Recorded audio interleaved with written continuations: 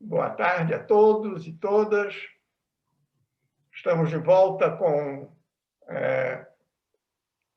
o curso oferecido pelo Instituto Rui Barbosa de Altos Estudos em Cultura da Fundação Casa de Rui Barbosa, em parceria com o Departamento de História da Pontifícia Universidade Católica do Rio de Janeiro, curso ministrado pelo professor Philippe Brandi, da École de Sciences Sociales, École de Hautes Études en Sciences Sociales de Paris, sobre a obra do Georges Duby.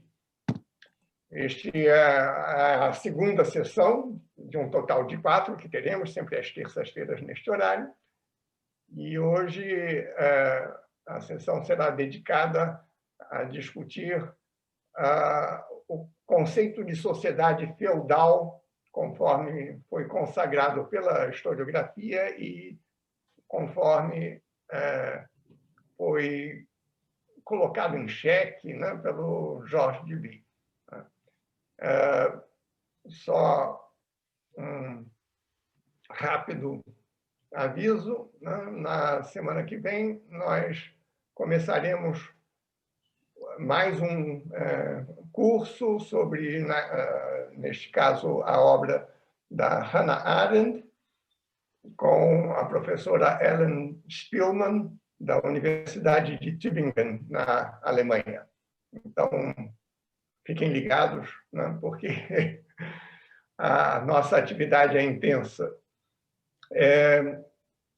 Felipe, eu acho que não precisa fazer grandes comentários, essa é a segunda aula.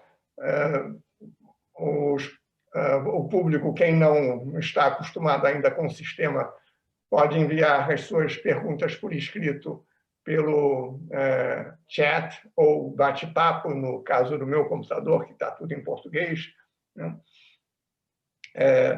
E mais ou menos, então, o Felipe falará por 1 hora, assim, e ao final disso nós abrimos para a conversa com vocês.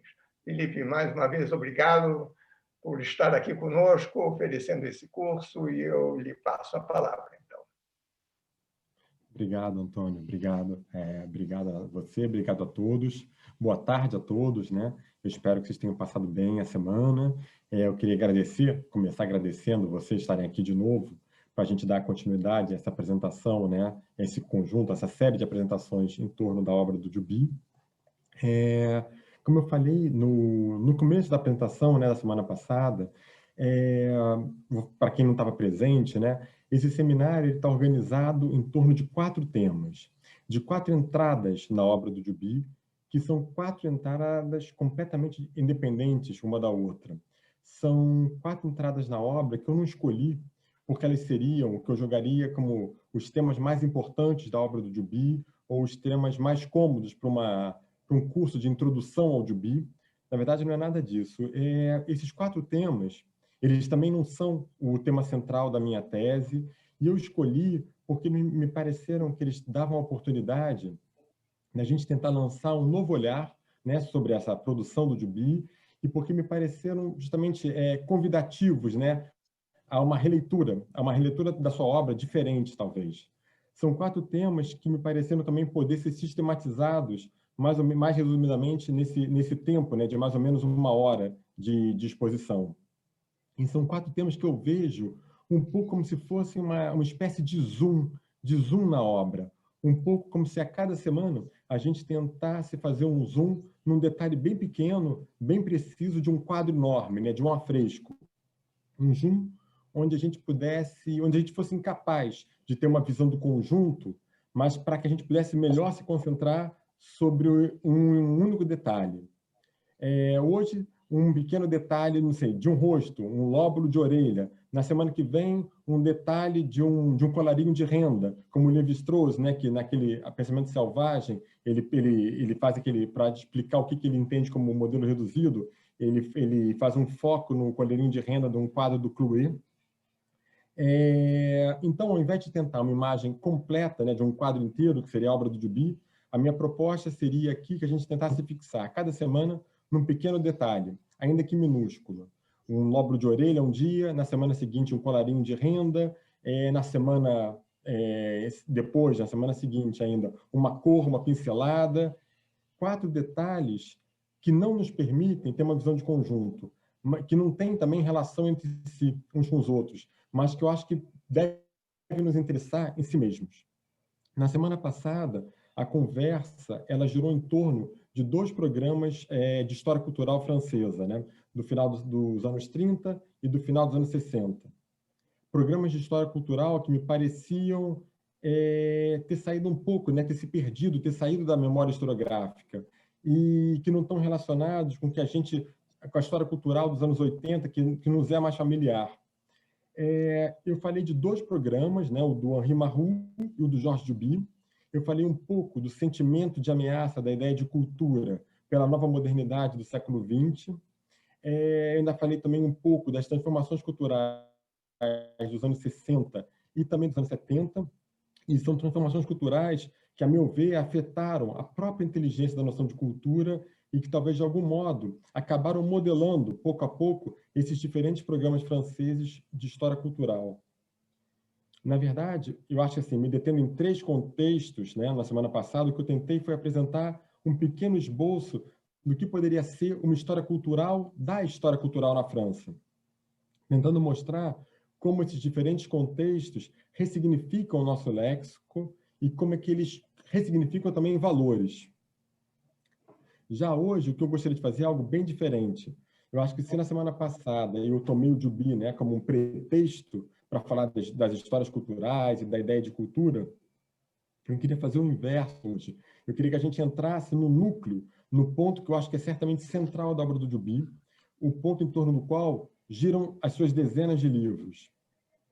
Então, o que eu queria falar hoje, apresentar, era o modelo central da sua tese, a sociedade nos séculos XI e XII, na região de Mâcon. Uma tese que explica, né, a reorganização das classes sociais na virada do 2º milênio, ou seja, logo após o ano 1000. Eu acho que, com certeza, das 4 sessões nossas aqui, essa vai ser a mais medievalista de todas. E eu falo isso porque eu espero realmente não espantar nenhum ouvinte. Eu pensei realmente muito se haveria interesse, qual poderia ser o interesse de vir falar aqui para vocês hoje do século XI e XII, de falar de análise dos grupos sociais, de entrar um pouco em discussão de medievalismo. Eu pensei, então, no público, né, que poderia estar aqui hoje assistindo, e, sinceramente, eu achei que seria interessante a gente aproveitar essa oportunidade para falar um pouco desse tema, né, que pode soar um tanto austero e que pode soar também bastante distante, mas que eu acho que é importante para a gente no quadro desse seminário, ainda que seja simplesmente para refrescar um pouco a nossa memória no que foi mesmo isso que a gente chama de feudalismo. Então, esse tema que acho que me pareceu, assim, pode parecer distante, eu achei ele importante para a gente pensar nos nossos dias, não só porque ele é o ponto central da obra do Duby, mas porque ele nos ajuda também a pensar a dinâmica das transformações sociais e também o tema que é inesgotável das relações entre as classes sociais. Então, é isso aí. Eu espero não espantar ninguém hoje e vamos ver se eu estava certo de escolher esse tema aqui. Eu vou fazer rapidamente, apresentar aqui um PowerPoint que eu preparei. Vou mostrar aqui o sistema. Deixa eu ver se aparece aqui. Só um minutinho.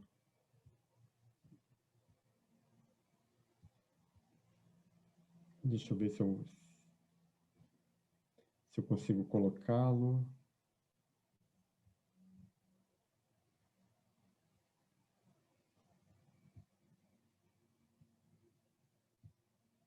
Pronto. Entrou?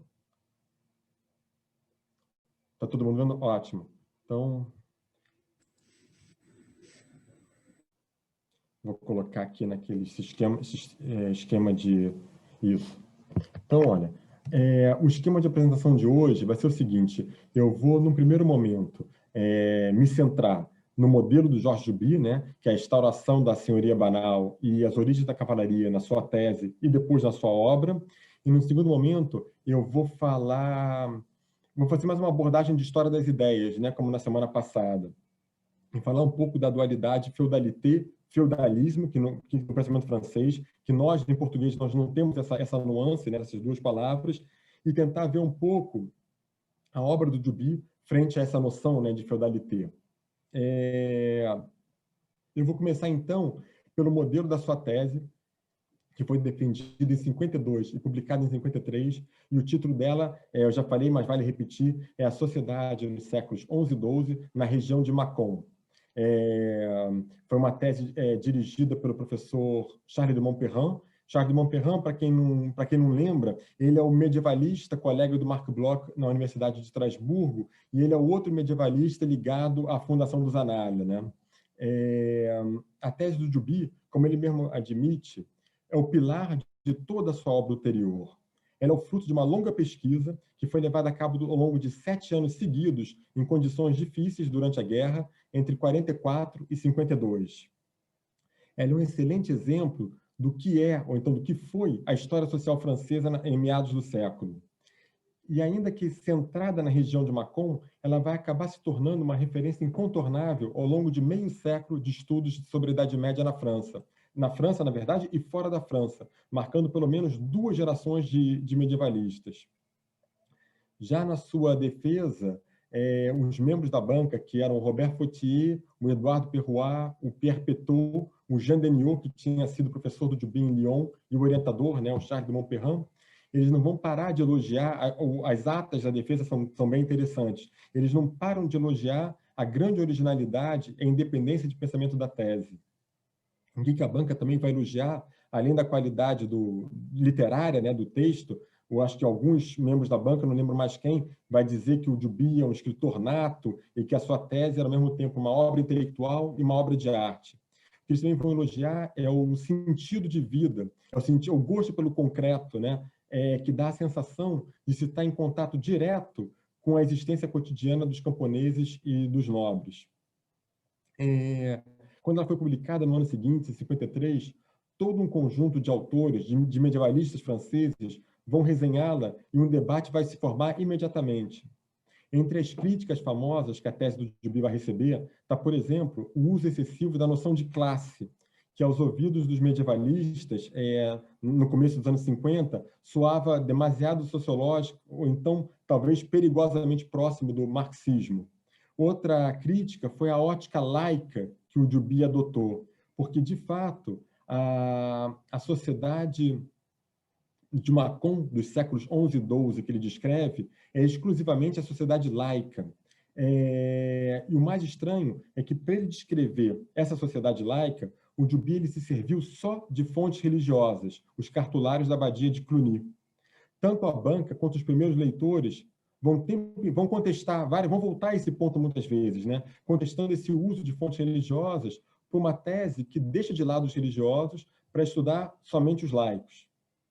Mas eu acho que, apesar dessas críticas, todos vão estar de acordo que se trata de uma obra-prima pela originalidade da demonstração e das suas conclusões, pela prudência de método e pelo também a arte de manusear os seus textos.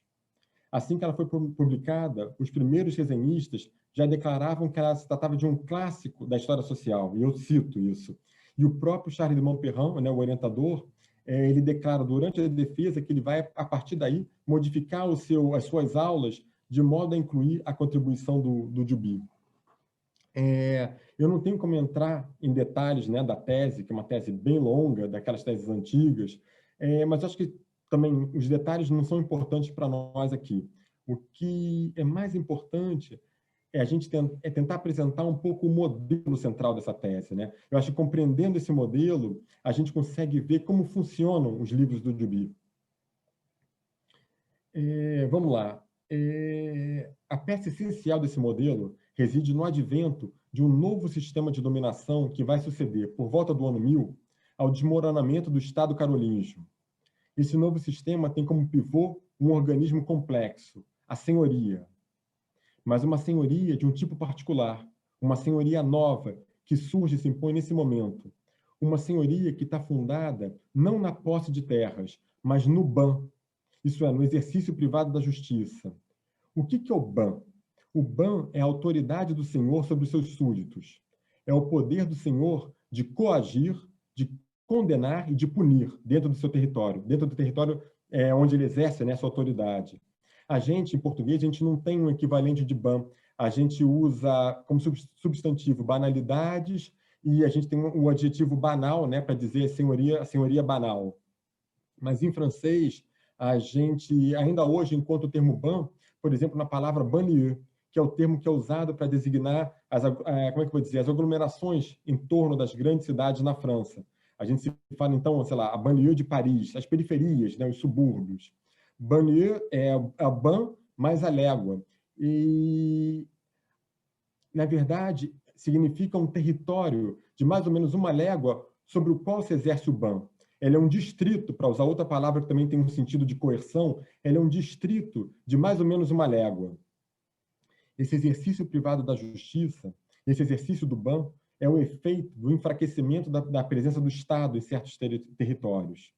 Os encargos e as funções públicas, elas vão ser apropriadas pelos chefes locais, que passam a usurpar os poderes que emanavam do rei e do seu representante, o conde, e eles passam a exercer privadamente esses poderes nas suas terras. Ou seja, no interior delas, ao redor do castelo que ele constrói, o senhor ele impõe a sua autoridade, a sua justiça privada, ou seja, o seu ban, sobre o conjunto de habitantes. Uma nova aristocracia guerreira começa então a se formar como um novo poder. Ela não está mais associada, como na época carolíngia, à família real, mas ela se enraiza no território, ela se enraiza no solo. Nesse momento, os direitos senhoriais eles caem sobre o conjunto do campesinato, o que prova que poder público e poder privado passaram a estar perfeitamente confundidos. Os camponeses, oprimidos pela autoridade e pela justiça privada do senhor do castelo, eles vão carregar nas suas costas esse novo sistema senhorial. Como é que isso acontece? Na verdade, com a ruína da autoridade pública, do Estado carolíngio, os castelões vão se apoderar do ban e a justiça vai se tornar privada. Essa transformação política ela vai repercutir sobre o conjunto da sociedade e promover uma reorganização completa dos grupos sociais. Segundo Duby, aparece assim, no limiar do século XI, uma nova forma de exploração econômica, fundada não mais sobre a propriedade da terra, mas sobre a dominação sobre os homens. A história, então, que a tese do Duby nos conta é a história dessa reorganização da estrutura social na região de Mâcon, sob o efeito da instauração dessas justiças privadas, que vão se seguir à dispersão da autoridade pública no final do século X. Esse é mais ou menos o quadro geral da sua pesquisa. No começo, o que a gente vê é o enfraquecimento lento, mas progressivo, da instituição monárquica, do Estado, no século X. Nessa época, onde as diferenças, na verdade, onde as distâncias se mediam a passos ou a cavalgadas, a figura do rei ia se tornando uma abstração nas regiões mais afastadas do reino. Ele era apenas uma lembrança vaga e distante. Ninguém mais conhecia o rei, ninguém mais se lembrava da figura do rei. Para que ele conseguisse controlar essas regiões mais distantes do reino, ele tinha que delegar a sua autoridade aos seus representantes, que eram os condes, e que vão exercer essa autoridade em seu nome.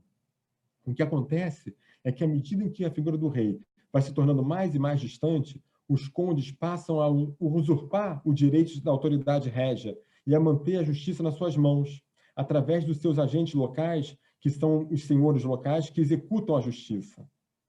Então, essa é um pouco essa ideia, né? Os condes vão, à medida em que a gente vai se afastando, o rei ele perde a sua autoridade. Até o ano 1000, a ossatura jurídica da sociedade de Mâcon, ela continua obedecendo à armadura da administração carolíngia. O exercício da justiça, ele obedece ao corte profundo que, de um lado, separa os francos, ou seja, os homens livres, que estão submetidos, né, ao poder público e que são julgados por tribunais regulares, em geral, tribunais presididos pelo próprio conde, e, do outro lado, os não livres, os servos, que eles são totalmente dependentes dos seus mestres e são julgados por eles nos seus tribunais privados. Georges Duby ele chama a atenção que essa divisão primordial entre liberdade e servidão, entre francos e não livres, ela é puramente jurídica. E a gente não deve acreditar que essas duas categorias seriam homogêneas. Por exemplo, o povo franco, os homens livres, é constituído por uma grande diversidade de condições econômicas. Você tem francos ricos e francos pobres. Os mais ricos, eles formam uma pequena aristocracia militar porque eles são os únicos capazes de adquirir equipamento de guerra de qualidade, de manter cavalos bem cuidados e também dispor de tempo de lazer para treinar. Quanto aos pobres, aos camponeses, eles permanecem baixo o poder dos senhores. Eles estão sujeitos à corvéia. Francos ricos e francos pobres, eles vão estar separados por um abismo econômico que começa, nesse momento, a deixar cada vez mais marcada a existência de duas classes. E esse é o termo que o Duby escolheu, né? Classes. Duas classes que vai acabar distorcendo o antigo sistema de classificação carolíngio. Dentro de pouco tempo, essa antiga divisão jurídica entre francos e servos, entre livres, sejam eles ricos ou pobres, e não livres, ela se torna obsoleta. Por volta do ano 1000, as velhas instituições carolíngias, junto com o direito carolíngio, elas dão lugar a novas formas de comando. O poder de coagir, o poder de reprimir, de controlar, ele vai se fracionar. E uma rede de clientelas que estão ligadas aos antigos agentes do conde acaba usurpando o poder agora do conde. Da mesma forma que o rei, para governar, ele tinha se visto obrigado a delegar aos condes, agora são os condes que só conseguem governar nos arredores da sua fortaleza. E se veem obrigados a ceder a sua autoridade aos senhores locais, que têm um conjunto de homens armados ao seu redor. Então, com o declínio do conde, é a última luz das instituições carolíngias que se apaga. O tribunal condal ele se converte agora em corte privada. Os senhores locais eles exercem agora a própria justiça nas suas terras. Por isso é que se diz que a sociedade feudal ela nasce da anarquia. Tomando o lugar do governo, da justiça e do poder público, o que a gente tem agora são os castelões. Que vão impor a sua justiça privada e, sobretudo, eles vão aumentar a sua própria riqueza através da cobrança de taxas dos camponeses que habitam no domínio. No centro do modelo do Duby está, então, o castelo, o símbolo do novo poder, e é o emblema dessa nova senhoria, que ele vai chamar de senhoria banal, justamente porque ela está assentada não sobre a terra, mas sobre o ban, sobre a exploração do campesinato que ela oprime cada vez mais violentamente. O castelão, ele não é mais um senhor de terras, ele é agora um senhor de homens. As corveias e as taxas senhoriais, elas vão cair cada vez mais pesadamente sobre o camponês livre mais pobre. Esse vai ser o preço que ele vai ter que pagar pela segurança que o senhor oferece. Essas taxas pagas ao senhor, elas vão permitir o quê? Que ele se enriqueça, vão permitir que ele mantenha em boas condições as suas equipes de homens armados. No mecanismo, né, que sustenta as senhorias banais, a corveia ela não vai ser a única obrigação que pesa sobre os camponeses. Tem ainda todo o conjunto de taxas, de encargos e de cobranças. Por exemplo, o senhor ele é chefe de guerra e ele é, ao mesmo tempo, chefe da justiça. Ele cobra pedágio, ele cobra taxas para manutenção das obras defensivas. Além disso, ele taxa todas as transações do mercado e recupera boa parte da recolta. Esse é o preço que ele exige dos camponeses pela sua proteção. Mas isso também não é tudo. Outra fonte generosa de renda é a justiça que ele executa, né, e que ele detém, né, em suas mãos.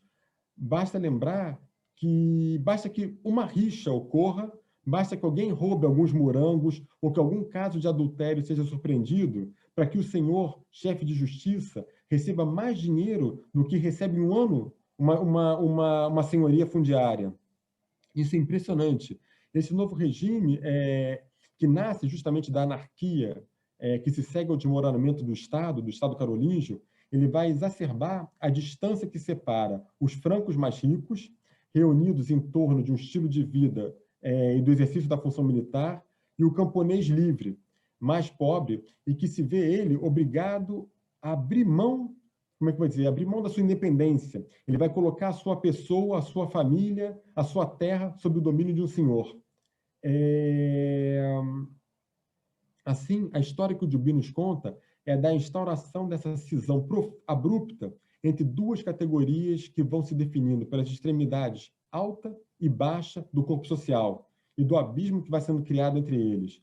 De um lado, a gente tem os poderosos, que é o que eles chamam de potentes, e do outro lado você tem os pobres, que são os pauperes, os exploradores e os subjugados, os guerreiros e os camponeses.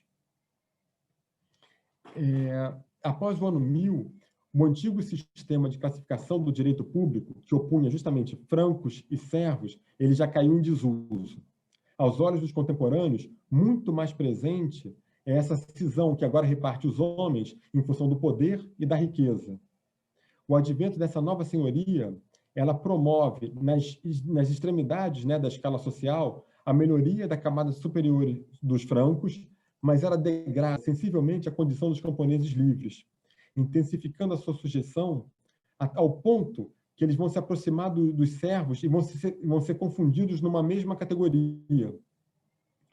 O que acontece é que o camponês pobre, mais livre, depois do ano 1000, ele já não encontra nada mais que o diferencio do servo. O antigo direito carolíngio, que ainda preservava essa distância, se perdeu. Na verdade, é a noção de liberdade que perdeu seu valor.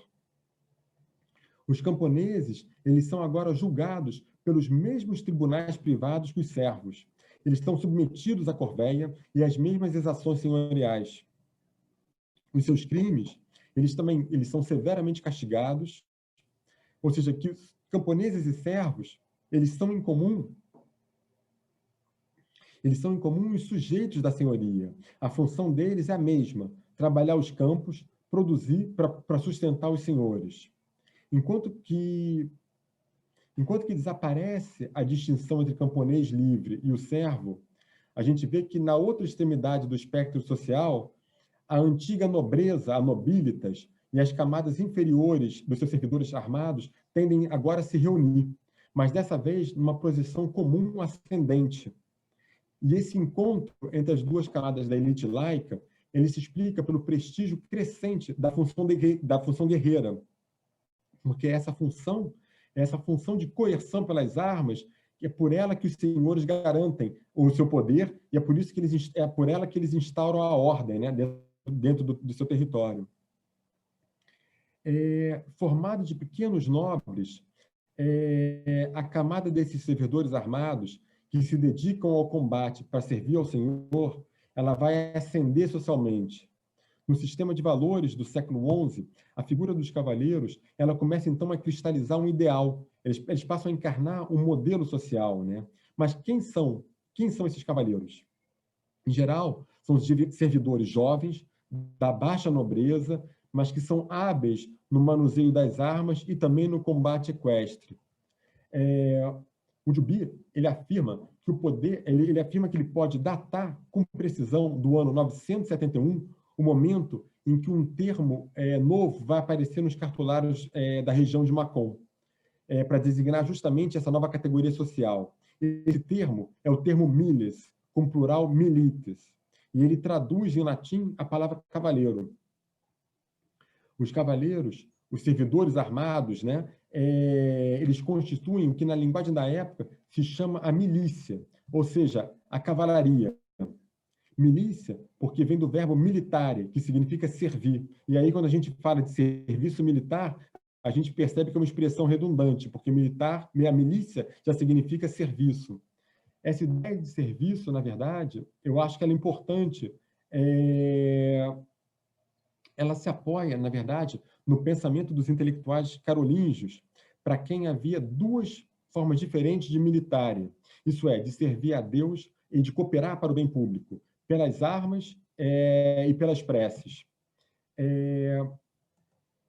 A partir do ano 1000, esse substantivo, miles, ele toma o lugar do adjetivo nobre, nobiles, e ele passa, pouco a pouco, a se tornar o termo englobante para designar não só mais os cavaleiros, mas todo o conjunto da aristocracia laica. Justamente essa aristocracia que se caracterizava pelo privilégio da vocação guerreira e também pela riqueza. Ao longo do século XI, miles, então, ele passa a ser um título um título que define uma categoria social bem definida. O Juby ele vai dizer que a aparição desse termo na documentação é o sinal do surgimento de uma consciência de classe. Todos os membros da aristocracia laica se reconhecem por uma mesma vocação militar, por um mesmo estatuto jurídico e, sobretudo, por uma mesma separação abrupta com relação ao resto da sociedade laica. Justamente esses camponeses, cuja condição agora era tão degradada que ela ficava indiferenciada dos servos, né, dos não livres. Toda essa evolução do vocabulário das fontes do Maconet, na verdade, ela é o desfecho da crise do Estado carolíngio e do colapso da autoridade pública, que deixou justamente o exercício privado do poder inteiramente na mão dos castelões, desses senhores locais. Essa evolução, ela demonstra como a ideia de nobreza acabou se tornando equivalente da ideia de cavalaria. A reunião das duas categorias, né, da aristocracia, eu passei aqui rapidamente, a reunião dessas duas categorias, né, a dos chefes de grandes famílias e a dos servidores domésticos, ela vai ser o contraponto e o pendant do desaparecimento da antiga fratura que existia entre livres e não livres. Vamos lá. Olha, ao longo do século XI, a evolução das formas jurídicas ela transformou a cavalaria na expressão de uma superioridade social. Os milites, né, os cavaleiros, eles formam agora um corpo fechado e coerente, compacto, que se anexou aos níveis superiores da antiga nobreza e que agora ela passa a designar o conjunto da aristocracia. O que a gente acabou de ver é que essa aristocracia laica do século XI, nessa aristocracia feudal, ela não se define só pela riqueza, mas também, sobretudo, pela vocação militar. Mas a superioridade e esse prestígio social dela não podiam estar unicamente assentados apenas sobre o uso da violência, né, sobre o uso da força física. A utilização da força, a utilização da violência, ela certamente permite tirar proveito mais facilmente dos camponeses, cobrar taxas cada vez mais pesadas e aumentar a exploração pelo trabalho. Mas para que essa nova aristocracia alcançasse o prestígio social que foi o seu, era preciso de algo mais. Era preciso de um sistema poderoso de representação. Ou seja, é preciso do que o Juby vai chamar de uma ideologia que revestisse essa função militar de uma aura positiva, que legitimasse a sua superioridade, estarem por direito isentos das taxas e isentos das exações. Ou seja, nenhum sistema de exploração, nenhuma forma de dominação pode se manter por muito tempo unicamente através da violência, sem que tivesse um forte aparato ideológico por detrás, sem um sistema de representações que legitima a dominação de uns sobre os outros e que acaba justificando que seja necessário que uns se submetam ante os demais para que a sociedade como um todo possa funcionar. E essa ideologia ela vai surgir na segunda metade do século X, e ela é exatamente contemporânea do enfraquecimento da autoridade real, da autoridade pública. Ela vai vir do sul da França e ela tem um nome, a Paz de Deus. A Paz de Deus é um movimento que surgiu dentro da igreja, ela foi defendida pelos grandes abades como Odilon de Cluny, e o seu objetivo era tentar disciplinar, tentar controlar a desordem, a anarquia que sucedeu ao vazio que ficou nas assembleias de paz. A igreja vai procurar não banir completamente os impulsos de violência,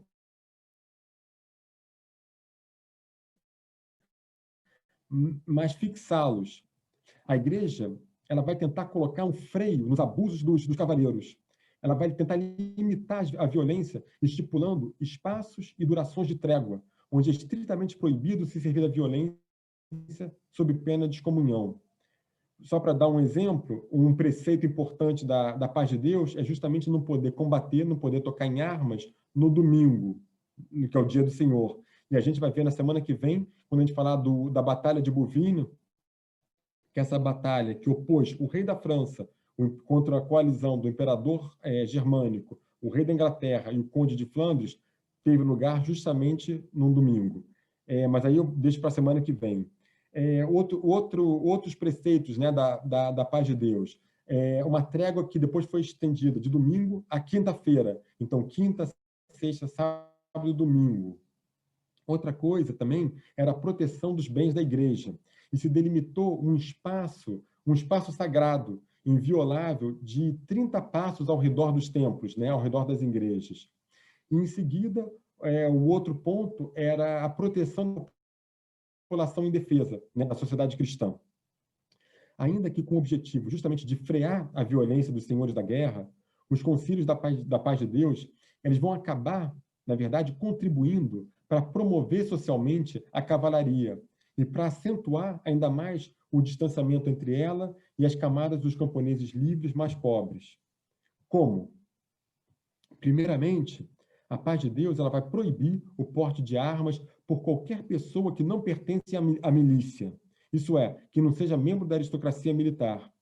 Ela acentua, assim, a oposição entre os milites e a gente do povo, o que eles vão chamar de imbeles, ou seja, desarmados, de inermes, os indefesos, ou então de multitudo inermes vulgi, que são justamente os camponeses, os peregrinos, as mulheres nobres.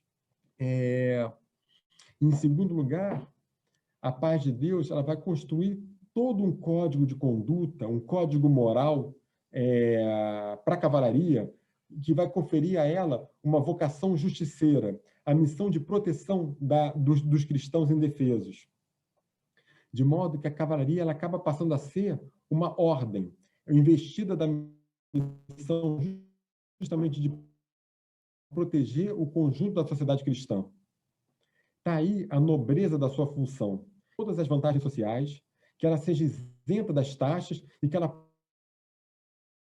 possa cobrar sem culpa e, se necessário, com força, as exações senhoriais dos mais pobres. O modelo da tese do Duby lembra um pouco o modelo das zonas de divergência, né, em geodinâmica. Ou seja, sob o impacto das senhorias banais nos arredores do ano 1000, o solo começa a se mexer sob os pés do povo franco, até se dividir em duas grandes placas, que vão se separando progressivamente. Os guerreiros, os milites, de um lado, e do outro, os camponeses, os rustici. Em outras palavras, os poderosos, né, potentes, de um lado, e do outro lado, os pobres, os pauperes. Dois grandes blocos que vão parecer colocados, são como se eles estivessem em esteiras rolantes que vão andando em sentido contrário, se afastando cada vez mais. Um ascendendo socialmente, enquanto que o outro vai sendo rebaixado à condição de não livres. Dois grandes blocos que, juridicamente, se separam pela isenção ou pela sujeição às prestações senhoriais, assim como pelo direito ou pela proibição ao porte de armas. Nas regiões assim, mais elevadas da sociedade, a nobreza ela se constitui e ela se fecha como uma casta. Já nas zonas mais baixas, a condição do campesinato ela vai se deteriorar a tal ponto que não tem mais diferença nenhuma com a servidão. E é dentro desse par, potentes, pauperes, os pobres, eles são aqueles que os cavaleiros têm por missão de proteger. Mas eles são igualmente aqueles que, em retribuição, devem consentir a se submeter à tutela da aristocracia militar, de trabalhar para sustentá-la, de trabalhar para alimentá-la, de pagar as prestações senhoriais para que justamente os membros dessa aristocracia possam desfrutar do ócio necessário para treinar e também para se equipar. Essa submissão do campeonato aos nobres é exatamente a imagem fiel da obediência de um servidor frente ao seu mestre. A ideologia da paz de Deus ela tem dois efeitos concretos, né, na rearrumação das relações sociais na virada do ano 1000. Em primeiro lugar, ela vai transformar a cavalaria, a milícia, em uma ordem. E, assim, ela vai elevar essa categoria social e aumentar o abismo que separa a sociedade laica entre nobres e não nobres, que é o que eles chamam também de vulgus populos. Em segundo lugar, a paz de Deus ela também reforça uma outra cisão, a cisão entre laicos e religiosos, aproximando as duas ordens, né, do sistema carolíngio, que era a ordem do clero e a ordem dos monges, que estavam separadas, né, para a carolíngia, elas vão se fundir após o ano 1000. Elas vão ser confundidas numa única ordem, que é a ordem religiosa. E elas vão estar agora revestidas de um ideal maior de pureza espiritual. Justamente um ideal de pureza que justifica que eles se coloquem como à frente do resto da sociedade, né? Acima do resto da sociedade, inclusive dos mais nobres laicos. As fronteiras, no ano 1000, entre o sagrado e o profano, eles se tornam mais bem delimitadas. Não apenas a paz de Deus, ela exige que os príncipes temporais respeitem as coisas sagradas, que eles parem de vandalizar e parem de pilhar as igrejas, que eles parem de esbutear, mas exige também dos clérigos que eles se mantenham ainda mais afastados do profano, né? Que eles não toquem em armas, que eles se desliguem do dinheiro, que eles se desfaçam das suas concubinas, e é nesse momento que aparecem os primeiros conventos de religiosas. Essa maior exigência de pureza e essa maior demonstração de desprezo do mundo carnal é justamente o que vai legitimar a preeminência dessa classe religiosa, né? Dessa aristocracia religiosa. Então, em resumo, o esquema de classificação social que a ideologia da paz de Deus ela acaba fazendo vigorar é de uma nova disposição das ordens da sociedade cristã. São 3 categorias, uma religiosa e 2 laicas, a nobreza e os não nobres, mas só 2 ordens, compreendendo justamente as 2 elites. A elite é a aristocracia religiosa e a aristocracia laica. E abaixo delas, uma 3ª categoria que engloba todo o resto, que engloba a espessa massa do conjunto dos não nobres. Da instituição real, o Estado carolíngio, ele resulta de uma reorganização... Não, desculpa.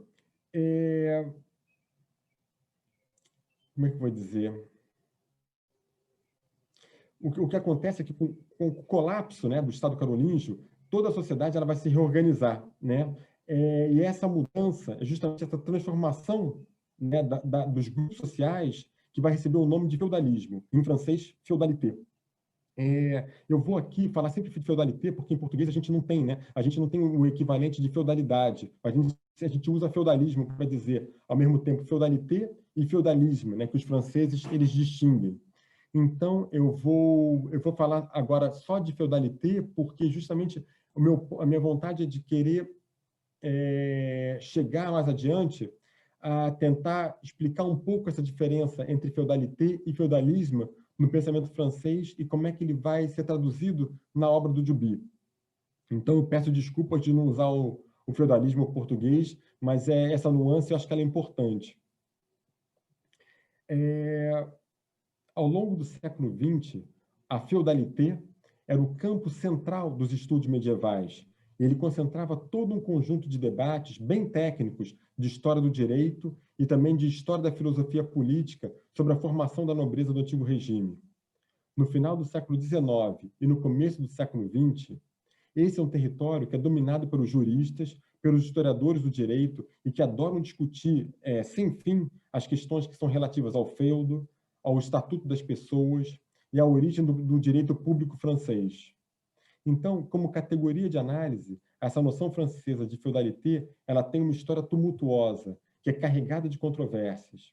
Ela surge no século XVII e foi, desde então, investida de uma carga histórica, de uma carga semântica e de uma carga afetiva impressionante, que combina várias acepções bem diferentes. Só para lembrar, Boulainvilliers e depois Montesquieu e Voltaire, eles foram alguns dos pensadores que ainda no século XVIII refletiram sobre essa noção de feudalité e sobre o que ela abarcava. O Boulainvilliers, ele se serve justamente da equação livres igual a francos, que é igual a nobres, para defender que os aristocratas são os únicos capazes de um governo plenamente livre. Já o Voltaire, ele vai ter uma posição oposta do Boulainvilliers, porque para ele, né, Voltaire, ele vê justamente nas cidades, na burguesia, quer dizer, nesse conjunto de não nobres, vetores de progresso. Por exemplo, no Ensaio sobre os Costumes, Voltaire ele apresenta a feudalité como sinônimo de opressão e de todos os males. Ela representa a anarquia e a barbárie. No Ensaio sobre os Costumes, ele afirma que a feudalité ela se origina justamente, e eu cito, do antigo costume de todas as nações de impor um tributo aos mais fracos. Para ele, a feudalité é justamente o que o Montesquieu chamava de despotismo. Ou seja, a feudalité está para o Voltaire como despotismo estaria para o Montesquieu. Já o Montesquieu, no Espírito das Leis, ele tem uma posição diferente. Na verdade, ele vê a feudalité, o feudalismo, né, como uma certa constituição histórica de governo, que é própria Europa. Então, o que eu quero dizer com isso? É que, na verdade,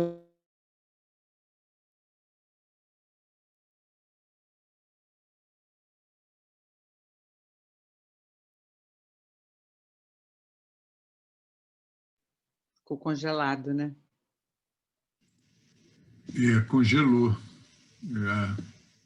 Para todo mundo? Para mim.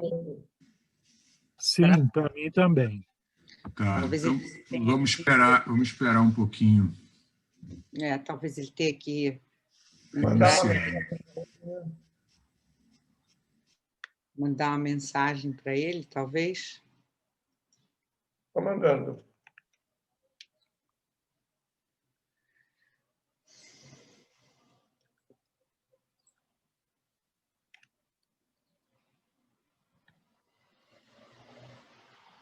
Ele não está na reunião. Ele já deve ter saído.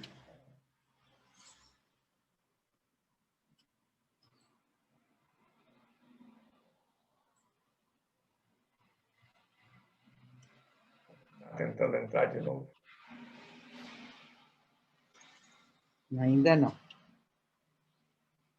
Eu estou tentando falar com ele aqui, tá? Vou dar uma mensagenzinha no chat.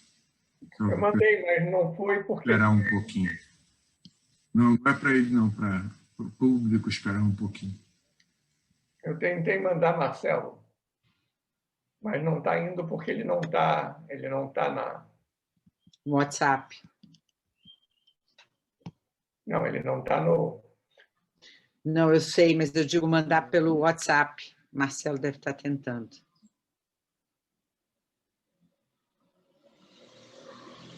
É o problema da tecnologia, né? É ótima quando funciona. Exatamente. Às vezes nos deixa na mão.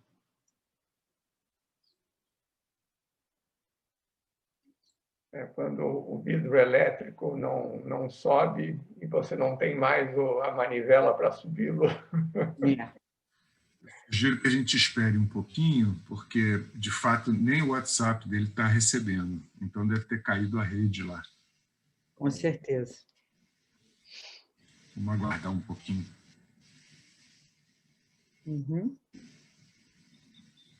Isso é uma coisa que os cavaleiros e os nobres não conseguem resolver, né? Se fosse no ano 1000, a gente chamava um cara nobre desse, resolvia tudo. Mandava logo resolver. Agora...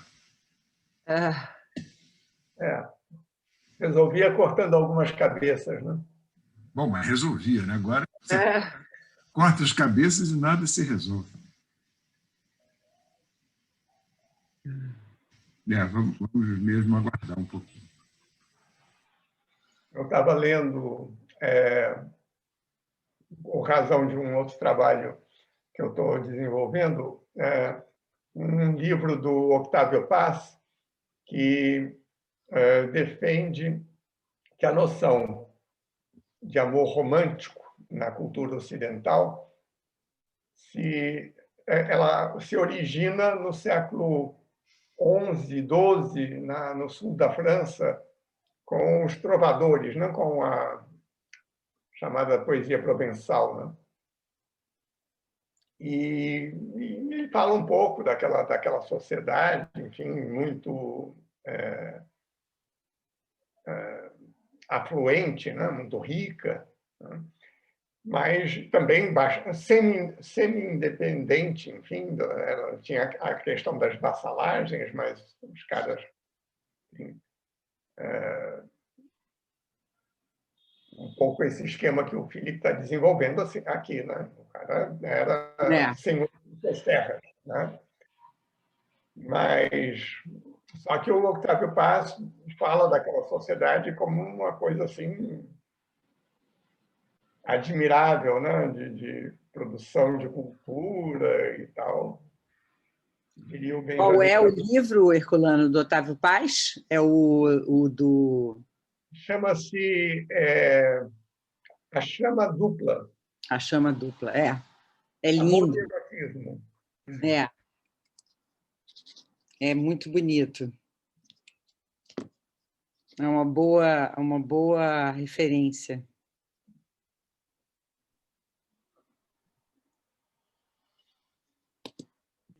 Acredito que o Filipe vai tratar de temas bem próximos, né, na última conferência dele, das damas do século XII. Exato. Para os próximos capítulos, né, Veneu?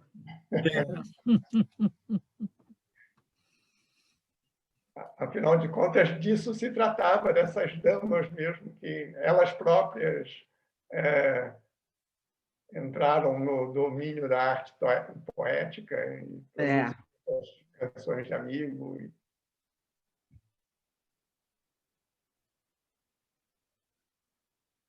Coitado, Felipe deve estar aflito. Muito, mas eu acho que ele está sem poder fazer nada, porque realmente... Exatamente. A rede dele... A rede, ele não deve estar conseguindo nem falar com a gente no celular, nem... Não, a mensagem do WhatsApp sequer chegou lá. Então... já estava dando uma travada, né? Às vezes a voz dele estava sumindo, então a gente tem que esperar mesmo um pouquinho. Eu achava que era aqui na minha casa, porque a minha internet é horrível. Aí eu fico andando com o iPad pela casa para ver como... Eu achei a mesma coisa, desliguei aqui a minha câmera para ver se... também. Mas não era daqui. Que bom te ver, Tânia. Gente. Também, fico contente. Fiz a mesma coisa. Olha... As Tânias. Bem, gente, prazer em vê-los. Prazer, Tânia. Que bom. Prazer enorme. Muito bom mesmo. Tânia, eu mandei o link, você viu? Quando você disse que não tinha. Pois é, com o seu link que eu entrei, foi com ele que eu entrei. Ah, legal. Obrigado. Eu ia agradecer aqui, mas como eu entrei pelo celular, depois eu ia ver quem é que teve a gentileza. Foi você, então. Obrigado, Tânia. Foi porque eu dei uma olhada no Zap e aí vi lá o pedido de socorro, aí falei, vou mandar. Pois é, eu tinha aqui no e-mail, mas era o da semana passada, que eu não consegui assistir. Aqui eu falei, hoje eu não vou perder, né? Estava aqui, já pus até o despertador. Aí falei, cadê o maldito link? Mas aí você me salvou. Obrigada. Toda semana tem um diferente. Eu vou mandar para você. Obrigadão. Eu não quero perder, que é muito bom, né, rapaz? Ótimo. Estava adorando. Maravilhoso. É super claro, tudo esquematizado. Ai, meu Deus. Você está gravado, você devia ver o da semana passada. O da semana passada foi estupendo, foi muito bom. Aonde eu acho gravado, Tânia? A gente, desculpa interromper, Tânia, a gente vai disponibilizar, Tânia, provavelmente até o final dessa semana. A gente vai disponibilizar no canal do YouTube lá do Departamento de História da PUC, né? E aí a gente vai colocar no site do departamento e também tem um lugar lá na PUC que está... que eles criaram uma grande plataforma, né, chamada ECOA. Aí eu vou pedir, vocês vão receber provavelmente pelo mesmo e-mail que vocês receberam da inscrição, vão receber os links. Mas aí, Tânia, se qualquer coisa, você pode mandar para mim, depois Maísa, é fácil, para o meu e-mail da PUC, e eu mando para você também. Eu assisti um outro maravilhoso de filosofia sobre o Nietzsche. Olha, maravilhoso. É bom, né, quando a gente acerta, né? É bom ser aluno de novo, adoro ser aluno. É bom você conseguir acompanhar tudo, né? Adoro, estou me divertindo muito sendo aluna, adoro. É verdade, eu também adoro, Tânia. É muito melhor que a gente tem que dar aula, né? É pena que a gente não consegue acompanhar todos os que a gente quer ver, né? Porque são todos muito bons. Né? Às vezes tem 3 no dia e você fala, ai meu Deus, o que é que eu faço? Tem que escolher. Mas hoje é um dia nervoso, hoje tem que ficar fazendo alguma coisa até sair o resultado dessa eleição, que eu já estou nervosa. Para distrair. Até às 10 da noite. Até às 10 da noite a gente vai ter que se distrair. Tem que fazer alguma coisa para distrair, gente, senão vou ter um ataque cardíaco. É verdade. Gente, eu estou achando que esse homem não vai se conformar. Mas dependendo, né? Não vai ter muito para onde ir, né? Ai, gente, ele tinha que perder assim feio, entendeu? Sabe o que é perder feio? Perder feio. Exatamente. Olha, acho que é o Felipe. Tá bom. Então, vou voltar à minha mudez e à minha... Não, peraí, Tânia, acho que não. Acho que ele está ligando aqui para o Marcelo. Vamos ver se ele, ele vai dizer alguma coisa. Não, espero que não tenha acontecido o que aconteceu com a minha irmã. O quê? A minha irmã ficou falando meia hora sem saber que tinha caído. E ninguém conseguia falar com ela porque o telefone dela estava com problema. Aí ela ficou meia hora falando sozinha, dando a aula dela. E daí, mas o que vale Desculpa é que interromper vocês. O Felipe já conseguiu receber a mensagem, já conseguiu me ligar pelo WhatsApp. Então, a rede dele começou, está funcionando, ele está reiniciando lá o computador, porque ele disse que o computador não entrou diretamente. Ele já ingressou. Senão ele não teria conseguido falar comigo. Então, vamos esperar um minutinho. Ele já vai voltar, tá bom? Tá bom. Obrigado. Mas, Tânia, depois aí ela só conseguiu saber depois de meia hora. Porque aí ligaram para mim e falaram que ela não estava... Aí ela teve que recuperar. Ela falou, falei tão mais bonito da outra vez. O Felipe conseguiu voltar. Felipe. Olha, consegui voltar. Mil desculpas a todos aí. Imagina. É inacreditável, ainda peguei o outro computador do meu pai, mas hoje eu já estava meio nervoso, porque para entrar no início já estava ruim. Então, deve estar tendo algum problema aqui, não está nem chovendo nem nada, está nublado, mas, bom, essas coisas, né? Desculpa aí a todos. Nada, imagina, tá? Estamos aqui te esperando. Tá legal. E o pior é que o meu WhatsApp também ficou fora de área, né? Sem cobertura, na verdade, então não podia falar com o Marcelo. A gente imagina. Bom, vamos lá, deixa eu voltar então para... Deixa eu ver onde é que eu estava agora. Tem que... O anfitrião tem que me... Como é que eu vou dizer? Habilitar o compartilhamento. Espera aí.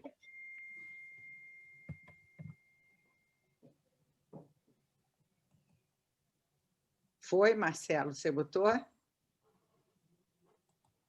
Deixa eu ver se... Ele tem que fazer... André? Eu não tenho como fazer aqui. Espera aí, deixa eu tentar falar com ele. Obrigado, Marcos. Ele me permite várias coisas, mas isso especificamente por algum... Nem a mim também. André, você pode permitir, por favor, ao Felipe para tornar ele de novo co-anfitrião? Já foi. Tá, obrigada. Já foi. Entrou. Eu estava falando, né, da feudalité, vamos voltar assim, eu vou tentar ir bem mais rápido agora. Não precisa se preocupar. Não, mas é isso, é que, então, no século XVIII, né, ela tem toda essa carga emotiva importante na França, né, a noção de feudalité. Ela vai passar em seguida, né, às mãos dos revolucionários de 89, e ela vai ser, ao mesmo tempo, alterada e ampliada. E ela passa a evocar tudo aquilo contra o que a Revolução Francesa pretende se vingar. Ela é agora o sinônimo de todos os males, né, a feudalité. Ao longo do século XIX, essa noção vai se popularizar. A historiografia erudita ela vai recuperá-la, né? O Guizot, o Tocqueville, o Michelet, o Fustel. Em seguida, a feudalité ela cai na mão dos juristas e ela adquire, então, um verniz erudito. Mas, desde o século XIX, ela passa justamente a encarnar a imagem de uma França que deixou de existir, de uma França que a Revolução teria destruído inteiramente. Ela encarna a lembrança de todos os arcaísmos detestados, né, pelos revolucionários, como os privilégios, os direitos feudais. Na verdade, acho que toda a dificuldade que se criou em torno dessa palavra está justamente no fato de que a noção de feudalité ela não mobiliza apenas o debate dos medievalistas e ela não diz respeito apenas à Idade Média. Ela incide, na verdade, diretamente sobre as interpretações da Revolução Francesa, ou seja, sobre a imagem que a França pós-revolucionária construiu de si mesma e do que se supõe ser a ruptura da Revolução. Um debate, então, que ele é fundamental no pensamento francês, e que diz respeito a essa imagem que a França faz da sua própria história e do que ela imagina ser a vitória da Revolução. O que está em jogo? O que está em jogo é a reavaliação mesmo da própria ruptura instaurada pela Revolução. É saber se as sobrevivências feudais foram, de fato, todas suprimidas, é saber qual é a verdadeira natureza, né, da relação entre a burguesia e o povo, uma vez que as amarras feudais se desfizeram. É assim, com toda essa carga, né, histórica, que essa noção ela chega no século XX e que ela chega aos historiadores sociais, como Marc Bloch e, mais tarde, o Georges Duby. Se a gente lembrar, as duas extremidades do livro, A Sociedade Feudal, do Marc Bloch, estão dedicadas justamente à noção de feudalité, a discutir essa noção. O Marc Bloch ele se esforça, no começo e no final do livro, em decantar essa noção que já está consagrada, que já está admitida, né, entre os medievalistas, mas que continua impregnada por um patrimônio semântico, afetivo e emotivo muito forte. O Marc Bloch ele expressa as vivas preocupações de um medievalista, justamente que reconhece que o sentido dessa palavra, cujo uso já se impôs, permanece ainda muito mal fixado. E ele mesmo declara, no começo dos anos 40, que ainda hoje, quando nós evocamos a torto e direito, as feudalités industriais e bancárias, sempre há por detrás o reflexo dos incêndios de Castelo, durante o ardente verão de 89. O que me parece realmente fascinante é ver como os termos feudal e feudalité eles aparecem descritos como mal definidos e como palavras equívocas pelo próprio autor de um livro, que é um clássico da historiografia, intitulado A Sociedade Feudal. Para o próprio Marc Bloch, a criação da palavra feudalité era infeliz, e ela só deveria ser aceita pelos historiadores como uma etiqueta que já está consagrada, mas de um conteúdo que ainda falta definir. Uma etiqueta que o historiador reconhece que ele utilizaria, né, indevidamente. Um pouco como o físico, a despeito do grego, denomina átomo uma realidade que ele não para de recortar. Desde os anos 40 e desde a sociedade feudal, os estudos sobre o feudalismo, né, sobre a feudalité, começaram progressivamente a passar, na França, das mãos dos juristas para as mãos dos historiadores sociais. E esse vai ser o caso justamente do Duby. Essa é uma singularidade, né, da história do medievalismo francês. Essa passagem da discussão da feudalité, do direito para a história social. Na Itália, na Inglaterra e na Alemanha, isso não acontece. Eles vão guardar nessas outras tradições, eles vão guardar mais essa ligação, né, com a história do direito, né, com a história mais erudita. Na França, o vocábulo feudalité ele vai permanecer, pelo menos até os anos 80, dividido entre um sentido restrito e um sentido que é mais jurídico e um sentido lato. A sociedade feudal, estrito sensu, né, a feudalité estrito sensu, o que ela diz respeito é justamente aos laços entre um vassalo e um senhor. Enquanto que a feudalité lato sensu, ela denotam essa ideia de um sistema global de dominação. E aqui eu peguei uma citação do Jacques Legoff, que define a feudalité como um sistema de organização econômica, social e política, onde uma classe de guerreiros especializados domina uma massa camponesa que trabalha a terra para alimentá-los. É justamente essa acepção, lato sensu, que a gente vê na obra do Duby. Com todas essas controvérsias, né, em torno dessa noção, o que eu queria chamar a atenção é que o Duby ele jamais vai se sentir confortável com essa noção. Por quê? E como é que ele demonstra esse desconforto? É isso que eu queria falar um pouco para vocês agora. A tese do Duby sobre a sociedade dos séculos XI e XII em Mâcon vai fazer dele, ainda nos anos 50, um dos grandes representantes dos estudos, né, da feudalité, do feudalismo, né, e do sistema feudal na França. Mas ele sempre demonstrou um certo desconforto frente à noção de feudalité.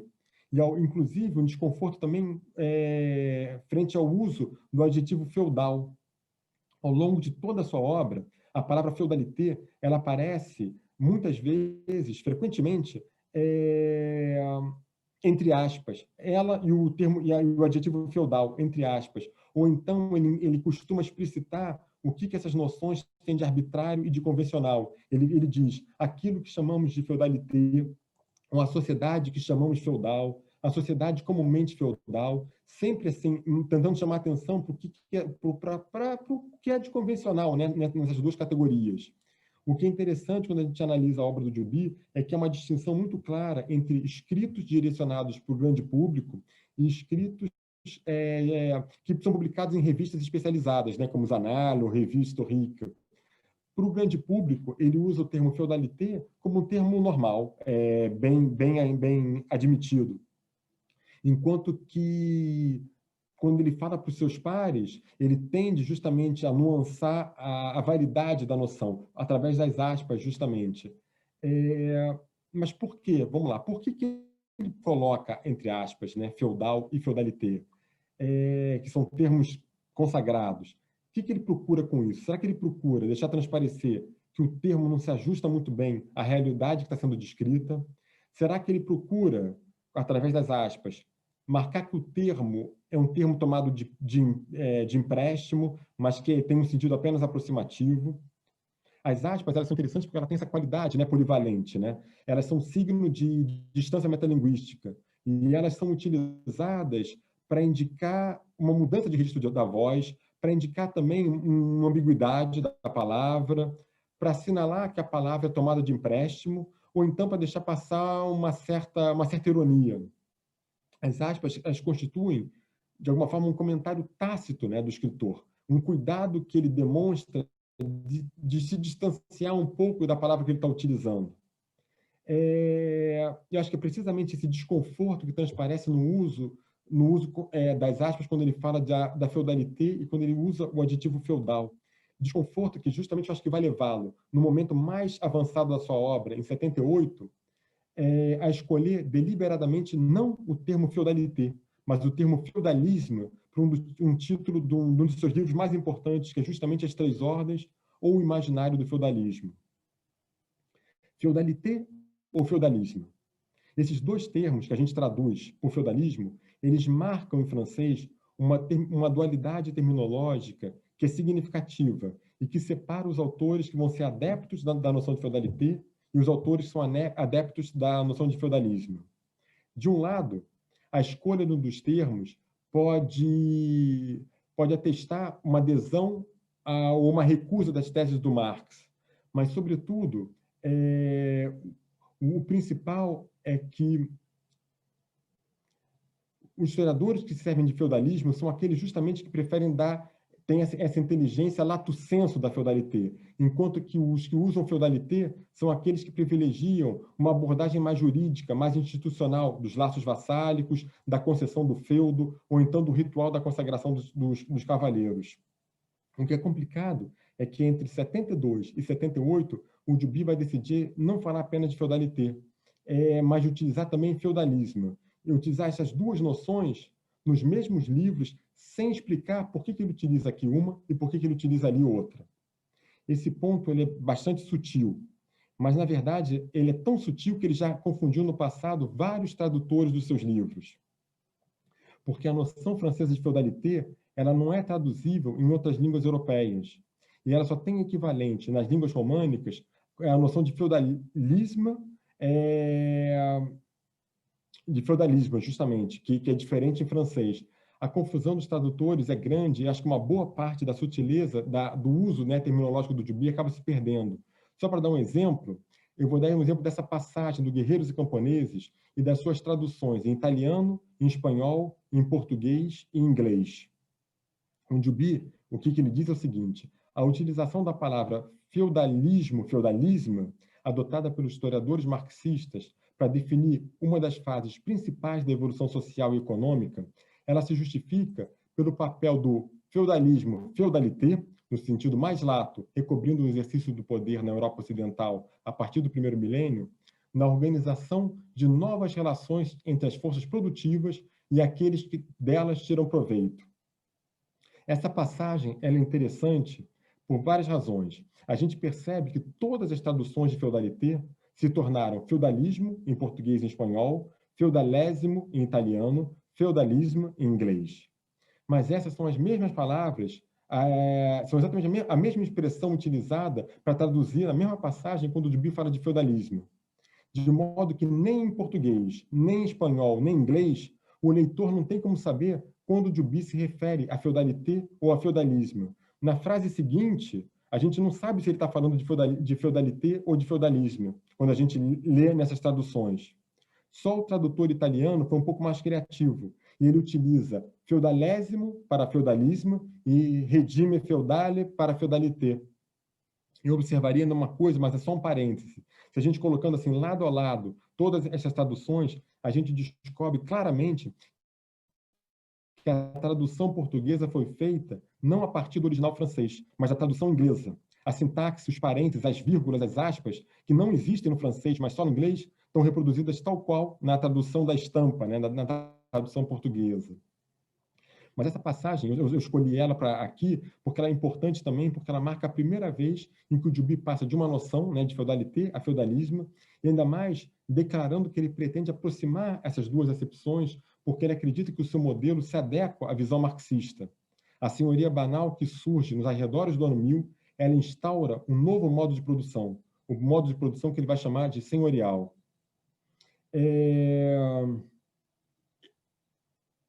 O que eu achei curioso é que essa resistência do Duby em relação à noção de feudalité, ela é contemporânea do sucesso dessa mesma noção, não só entre os medievalistas da sua geração, mas também entre os historiadores especialistas, né, de outras áreas, de outros períodos. Só para dar um exemplo rápido, em 57 vai ser publicada a terceira edição do manual famoso, né, do historiador belga François-Louis Ganhoff, Qu'est-ce que la feudalité? E é publicado o primeiro tomo do livro do Robert Boutrouche, Senhorie et Feudalité. Ou seja, quanto mais a noção parece aceita e consagrada, mais o Duby parece querer realçar tudo que ela tem de arbitrário, tudo que ela tem de artefato intelectual. Ou seja, uma etiqueta que acaba determinando e distorcendo o olhar que os historiadores lançam, né, sobre os séculos XI e XII. 10 anos mais tarde, essa noção volta a estar no centro dos debates. Justamente tem 3 colóquios no ano de 68 que giram em torno dessas noções de feudalité e de feudalismo. E aqui eu coloco aqui os 3. O primeiro foi um colóquio só de medievalistas, do dia 28 ao dia 31 de março de 68, sobre as estruturas sociais da Aquitânia, do Languedoc e da Espanha. Ou seja, sobre as novas estruturas feudais descobertas nas regiões mediterrâneas. O segundo é um colóquio, no dia 27 de abril de 68, organizado pelo Centro de Estudos e Pesquisas Marxistas, em torno da noção de feudalismo, e justamente a ideia de você criar um panfeudalismo que abarcaria todas as sociedades pré-capitalistas. E o terceiro congresso é um congresso de especialistas do século XVIII e da Revolução, que justamente discutem se é possível falar de utilizar, né, o adjetivo feudal e falar de feudalité para caracterizar a sociedade que antecede a Revolução, né, do final do século XVIII. Um outro exemplo rápido é a emissão Le Lundi de l'Histoire, que o Le Goff organiza, e ele convida, em 70, 71, ele organiza... Não, 69, desculpa.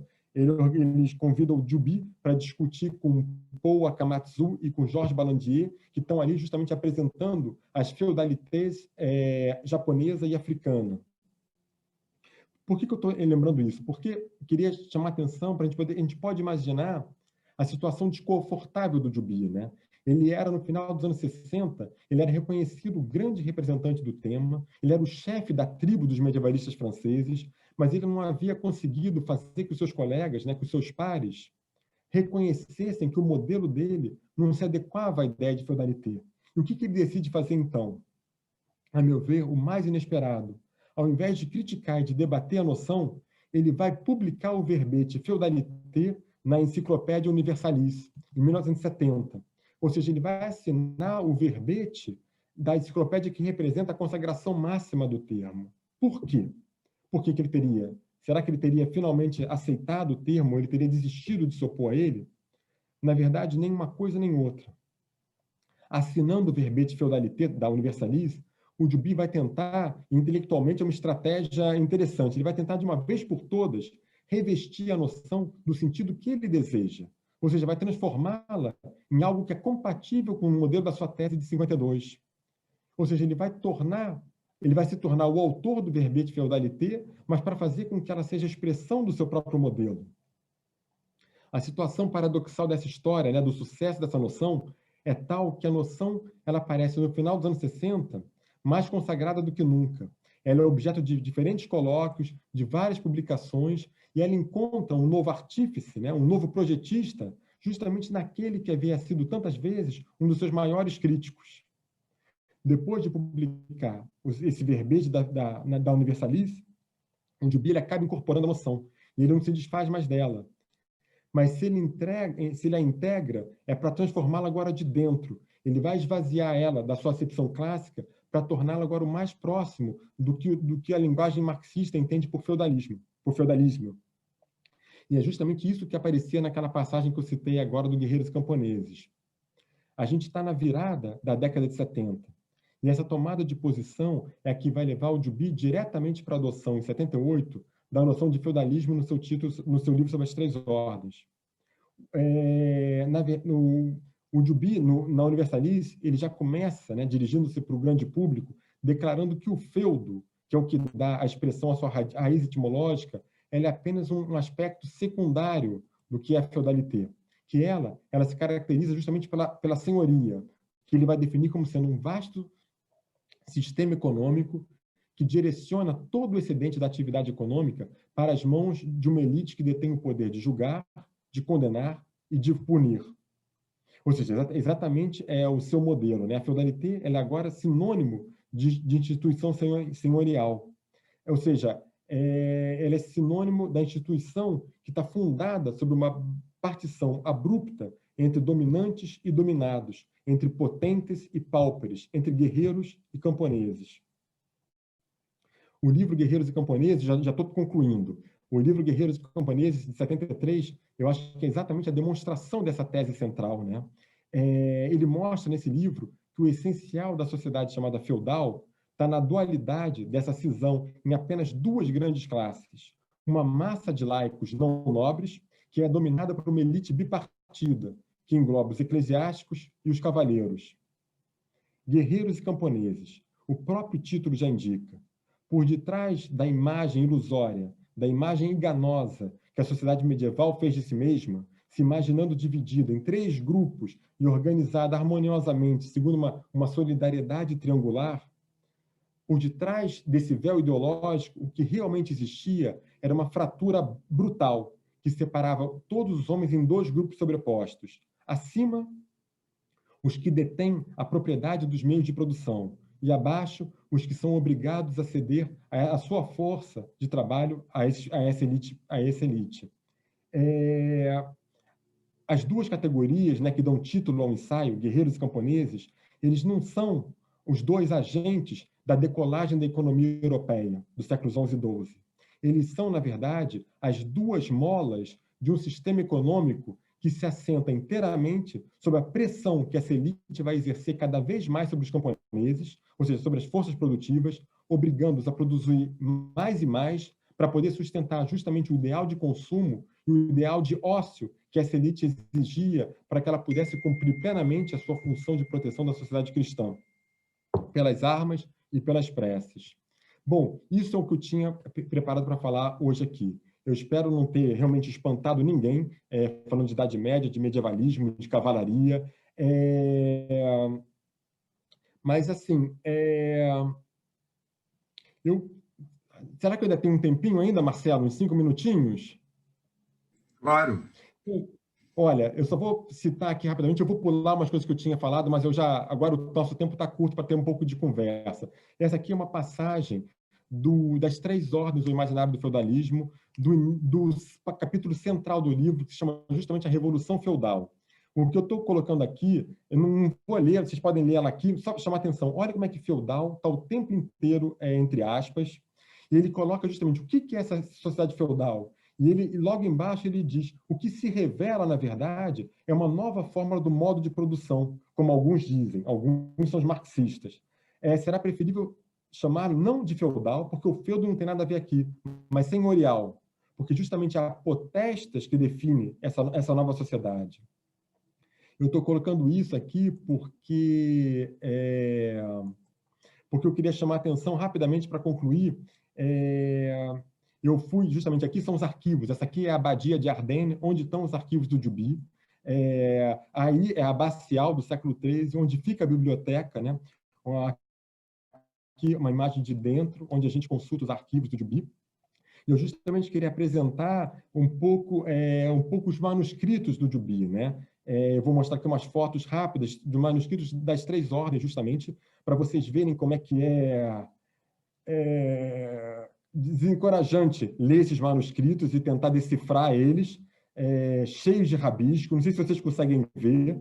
Aqui uma outra página também das 3 ordens, e aqui mais uma ainda, né, cheia de rabiscos, com uma letra mínima, sempre muito cifrada.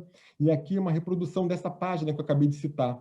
Como é que seriam a construção dessa página, né? Ele diz a revolução da sociedade feudal, aí ele coloca os aspas, depois ele reescreve, ele diz que não é mais uma revolução, é uma revelação. Aí ele, o que é a feudalidade? Aí ele corta a feudalité, substitui para a sociedade feudal, entre aspas. Aí depois, o sistema feudal, aí ele coloca em azul. A primeira camada de redação é em vermelho, em bique vermelho, e a segunda é na bique azul. Aí o sistema feudal, ele coloca que se convencionou, que se tem costume de chamar feudal. Em seguida, aquela outra passagem também estava citada ali, né? A frase inicial é em vermelho, um modo de produção, como alguns dizem, que não deve se chamar feudal, mas senhorial. E aí, como é que ele reescreve? Mas é isso aí, eu só botei isso aqui para ilustrar um pouco como é que isso aparece na construção dos textos do Duby. Muito obrigado, e desculpa a confusão, e obrigado pela atenção. Ótimo, Felipe. Não se preocupe, eu acho que todo mundo segurou firme a peteca aqui, ficou esperando você poder voltar. Obrigado. Já temos uma pergunta, estimulo as pessoas a se manifestarem também, mas já temos uma pergunta que eu vou ler aqui para você. A pergunta é do Maicon da Silva Tanis. A escolha do conceito de classes era uma escolha que fazia parte de um movimento para a construção de uma análise que unisse mentalidade, estruturalismo e história? Boa pergunta. Não, ótima pergunta. Olha, eu acho assim, não, o estruturalismo não. Na verdade, o estruturalismo é muito posterior, né? Quer dizer, ele está nesse momento, mas ele só chega aos historiadores a partir do final dos anos 50. Na verdade, a tese do Duby, ela foi redigida no final dos anos 40 e na virada dos anos 50. Então, a noção de classe, na verdade, ela se remete ao Marc Bloch. Na verdade, o que é interessante é que esse uso de classe pelo Duby vai permitir que ele futuramente que ele futuramente utilize o esquema de luta de classes e se aproxime do marxismo. Mas, na verdade, essa utilização de classes na sua tese vem muito mais do Marc Bloch que do marxismo. Mas aí a gente vê como é que chega indiretamente, porque o Marc Bloch, ele sim foi influenciado pelo marxismo, né? Sem ser um marxista, no entanto. Será que eu respondi a pergunta? Eu acho que sim. Obrigado pela pergunta. O Maicon diz que sim. Ótimo. Obrigado. E o Nicolas Alexandria, ou Alexandria, não sei, somente uma curiosidade, como você trabalhou os manuscritos? Utilizou crítica genética? Olha, na verdade, não muito, um pouco sim, porque havia passagens que exigiam, né, um pouco de crítica genética. Justamente, se eu tivesse discutido esse ponto, eu poderia ir para o manuscrito e fazer uma análise genética. Mas, na verdade, não. Eu fiz um pouco mais de crítica genética na edição da Pleiada, porque é o perfil da edição, né? O perfil da coleção é um pouco isso. Você vai aos manuscritos, você vê como é que os arrependimentos, como é que os manuscritos foram evoluindo. Já no caso da minha tese, não. Há um pouco de crítica genética, mas eu utilizei, sobretudo, a documentação minha. Na verdade, eu utilizei como um suporte para a argumentação historiográfica, né, para a argumentação teórica da tese. Ok.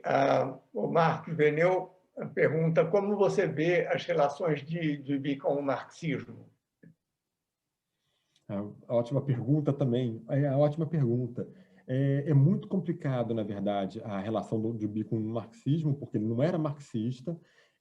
No entanto, ele sempre se viu próximo ao marxismo, sempre reconheceu em Marx um grande teórico para as sociedades contemporâneas, século XIX e século XX, né, europeias, ocidentais. Mas, justamente, o Marx e o Engels, a Idade Média neles é muito elementar, né? Então, ele não aplicava o Marx na Idade Média. No entanto, ele mesmo, naquele livro dele de entrevista, que chama Dialoga, né, com o filósofo, que é o Guy Lardot, ele diz... ele é muito criticado pelos historiadores antimarxistas. Ele diz: e por que eu não posso usar luta de classes, se é verdade? Inclusive, luta de classes é uma expressão que aparece algumas vezes nas Três Ordens e uma vez no Guerreiros e Camponeses. Mas o que é interessante é que, ao longo dos anos 60, nos anos 50 não, né? Porque a tese dele, ele ainda é jovem, ele tem que ser aceito.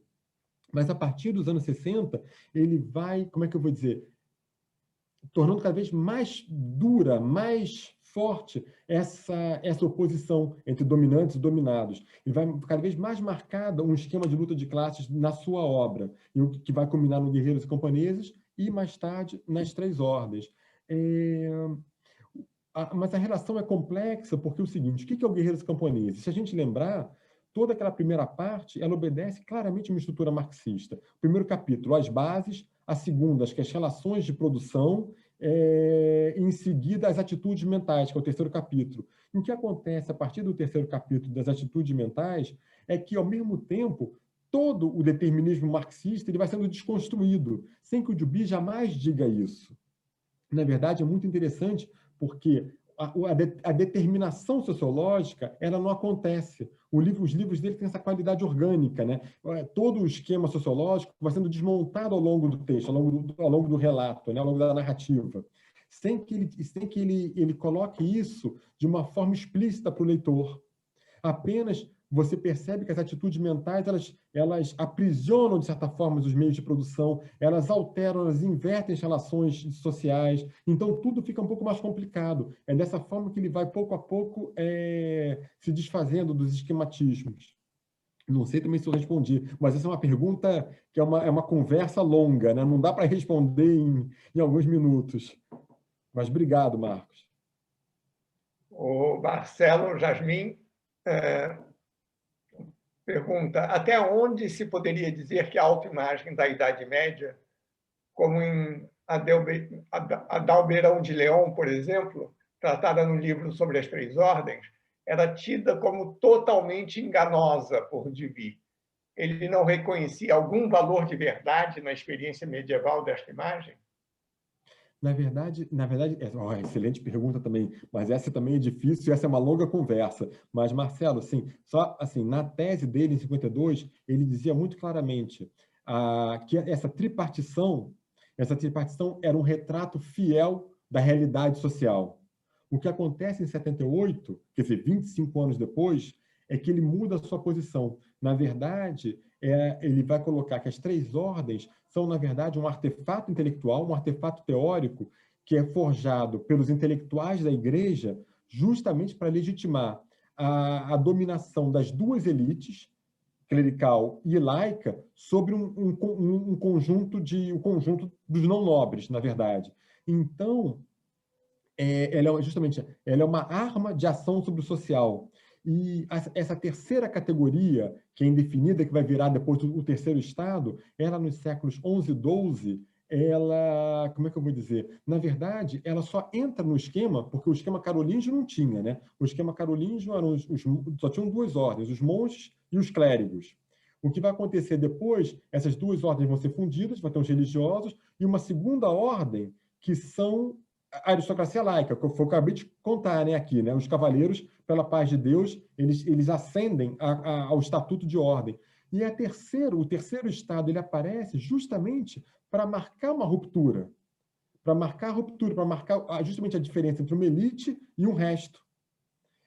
Então, o Duby ele passa a não acreditar na realidade desse esquema tripartido, na verdade.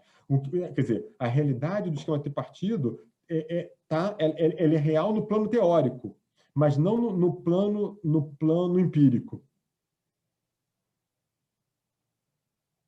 Mas essa também é uma longa discussão, porque tem várias nuances aí. É um tema complicado. Inclusive, só para rapidinho, Antônio, só para complementar aqui para o Marcelo, toda a recepção das três ordens é muito interessante, porque a primeira recepção dele, ou seja, do livro, né, em 79, em 80, em 81, os leitores não entenderam essa posição do Duby. Então, para eles, ele estava ainda fazendo uma história da realidade tripartida da sociedade medieval. Então, é algo bem complicado. Inclusive, os historiadores assim mais talentosos e mais próximos dele, como Le Goff, Leopoldo Génicot, é interessante, assim, é um debate longo. A Tânia Bessoni pergunta, e a noção de feudalismo fora da Europa e com outros recortes temporais? Chegou a ser discutida por Duby? Ótima pergunta também, porque a gente lembra que o final da sociedade feudal do Marc Bloch é justamente essa abertura, né? O Marc Bloch ele tinha esse horizonte comparativo que vai ser um pouco retomado pelo Jacques Le Goff e mais tarde ainda pelos discípulos do Jacques Le Goff, que vão ser ainda mais, como é que eu vou dizer, pan-feudais, né? Não sei como é que se chama isso, e que vão pensar justamente as feudalidades, os feudalismos africanos, japoneses, chineses, feudalismo em Bizâncio, né? O Marcel Granet ele já tinha falado de feudalismo em Bizâncio. Na verdade, isso é uma tradição forte que como é que eu vou dizer, atravessou todo o período de produção ativa, né, da vida ativa do Duby. No entanto, ele sempre se opôs a isso.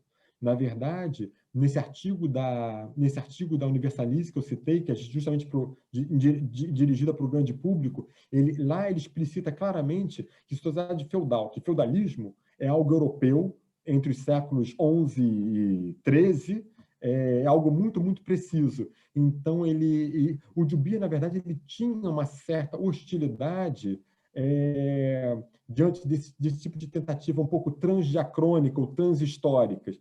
Ele gostava muito ele era muito apegado à cronologia, né? A cronologia precisa dos eventos sociais. Então, no caso dele, não. Toda essa discussão, que é uma discussão riquíssima sobre outros sistemas feudais, análogos ao europeu, tá fora da obra dele.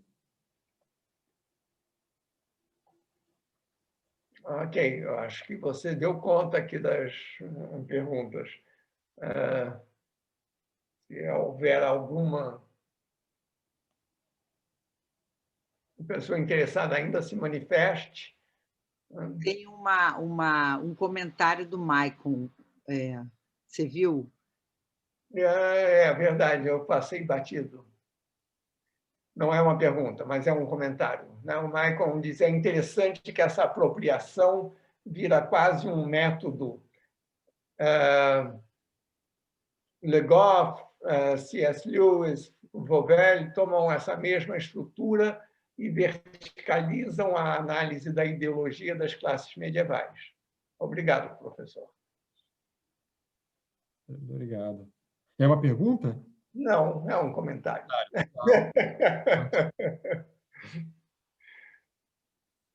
Ok, eu acho que demos conta, então, Felipe.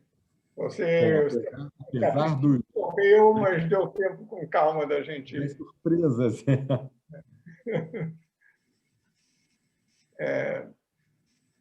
Enfim, eu acho que... Então, de novo, agradecer, em primeiro lugar, a você, a sua disponibilidade. Nós temos ainda 2 sessões nas próximas 2 terças-feiras, certo? E voltar a lembrar as pessoas que também, a partir da próxima semana, começaremos um curso também sobre Hannah Arendt, logo circularemos a informação.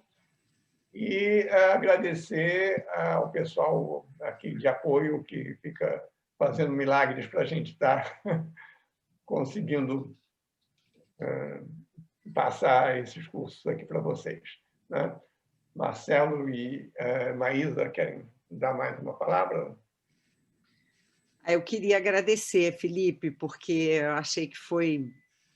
Eu até estava escrevendo aqui um e-mail para você para te dizer que foi sensacional, foi muito bom, né? A gente precisa ficar pensando um pouco, né? Especialmente nessa sua recuperação aí dessa trajetória conceitual, né? De como essa questão foi acontecendo. Eu te agradeço muito, né? Fiquei curiosa para saber como é que, se você fosse fazer uma tradução, você, Felipe, para o português, como é que você resolveria esse problema do feudalité traduzido por feudalismo? Você traduziria como... Que palavra você usaria? A primeira, assim, primeiro, muito obrigado, Maísa. Mas, assim, a primeira palavra que me vem, assim, na cabeça é feudalidade, né? Eu comentei do tradutor italiano, né, do Guerreiros Camponeses, e ele é o mais engenhoso de todos, porque ele utiliza... porque feudalismo, no livro, nas 3 ordens, aparece várias vezes, mas no Guerreiros Camponeses aparece aquela vez, aquela citaçãozinha que eu coloquei aí. E aí ele fala feudalésimo, mas todos os outros ele fala sistema feudale, regime feudale, e tem uma vez que ele fala feudalitar também, que é interessante, mas só uma vez no livro. Eu não sei o quanto isso tem de como é que eu vou dizer, de audacioso da parte dele, ou se é algo corrente no italiano, mas eu acho que em português seria feudalidade, mas a gente não tem, né? A gente não tem... E o feudalismo, realmente, a gente não tem essa diferença, né, entre se é marxista ou se não é marxista. Mas talvez fosse bem interessante, né? Eu fiquei pensando, né? Se você faz a tradução e você coloca uma nota e faz essa recuperação dessa trajetória conceitual que você apresentou hoje, seria maravilhoso, né? Acho que valeria muito a pena. Obrigado. Eu até peguei alguma coisa, um artigo, né? Alguma coisa sobre isso, porque eu acho que enfim, não é um pequeno detalhe, né? Diz muito, né? sobre o conceito mesmo, né? Sobre como ele está querendo, vamos dizer assim, na obra dele, como aquilo aparece de fato como alguma coisa muito central, importante, né? Que quer demarcar uma diferença, né? Tanto em relação ao que vem antes, como deixar alguma coisa para aqueles que vêm depois, né? Então, acho que eu só queria isso, porque eu estava com isso na cabeça, ressaltar a importância, eu acho, dessa sua do que você chamou a atenção, né? Que de fato não tem nada de um mero detalhe, né? Ao contrário, é central, né? São essas questões de tradução que expressam muito mais do que um significado, quer dizer, expressam o significado, expressam o debate, né? Como você colocou, né? Quer dizer, ali está expresso, né, um debate que ele está travando com aqueles interlocutores dele né, que vem antes e o que ele quer deixar de marca, né? Então, só dizer que eu achei isso muito, muito importante mesmo. Obrigada, agradecer.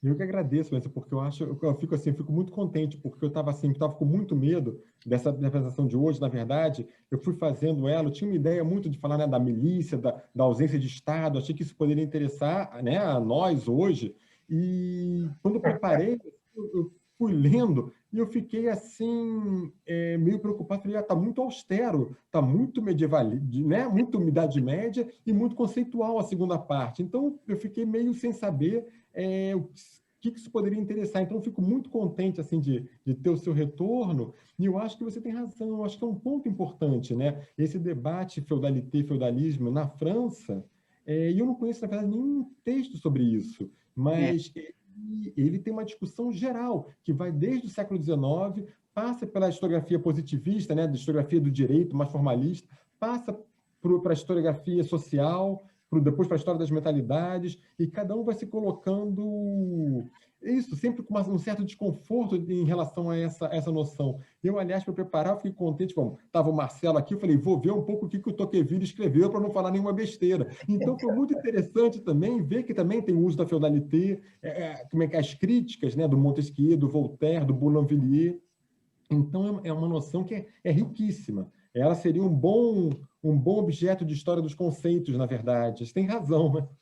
E você escrever, né? Você podia escrever alguma coisa, isso seria muito legal. Legal, vou pegar a sugestão. Obrigado. Mas aí, detalhe só, Felipe, um detalhe, eu estava aqui olhando enquanto você falava, eu estou sem meus dicionários aqui, mas procurando online, né? O Aurélio define feudalidade como qualidade do feudo, qualidade do regime feudal. Tem feudalidade no Aurélio? Tem. Qualidade. Sim. Aparece como diferente, né, do que você estava apresentando aí do ponto de vista da discussão, né? Não sei quando que isso foi introduzido, né, no Aurélio, mas aparece com essa definição, né? Isso é ótimo saber, porque é interessante que as traduções, né, que as do Duby que eu tenho, são todas aquelas dos anos 90, né, que eram da estampa, né? Inclusive o Saramago, né, das catedrais, utilizam o feudalismo. A estampa de Portugal. Eu imagino que o Aurélio, que fez um dicionário um pouco mais arejado, digamos, menos ortodoxo do ponto de vista da língua, isso fazia parte do projeto, né? Acabou incorporando essa palavra com esse sentido aqui, né? Qualidade do que é feudal, é isso? Qualidade do feudo, vírgula, qualidade do regime feudal. Regime feudal. E você tem feudalismo aí do lado, Marcelo, para ver o que ele diz? Vou te dizer.